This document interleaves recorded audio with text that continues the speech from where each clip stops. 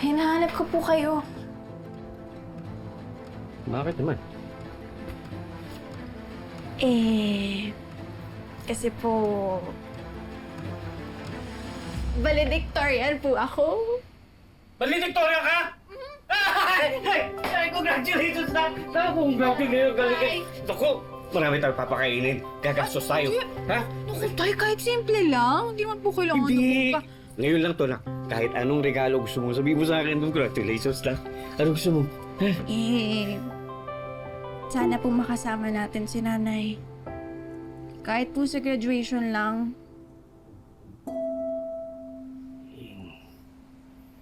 No. Wala bang iba? Ay... Di naman po ako magagalit eh. Hiwalay na po ba kayo ni nanay? Ba't mo natanong yan? Yun lang po kasi naiisip kong pwedeng dahilan kung bakit di na siya nagpaparamdam sa atin eh. Baka hiwalay na po kayo.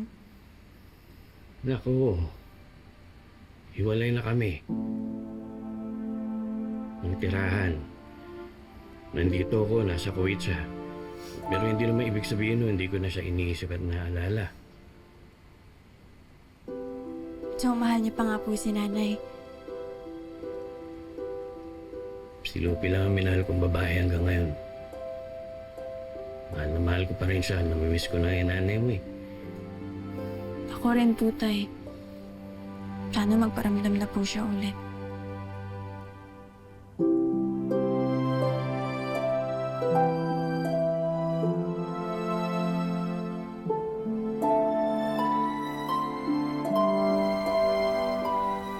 Apat na taon busy.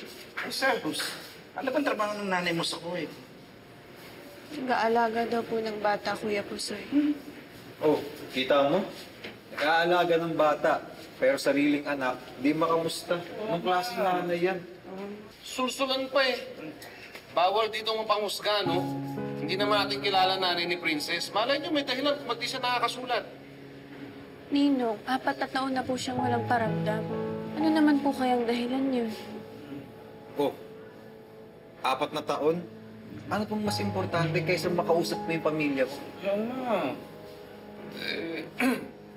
Baka nag-iipon. Mahirap ang buhay, no? Tipong plano niya, pag nakauwi, mayaman na siya. Hindi ko naman po gusto ng maraming pera eh. Gusto ko po makita si nanay. Mayakap, kausap, halikan. Tama.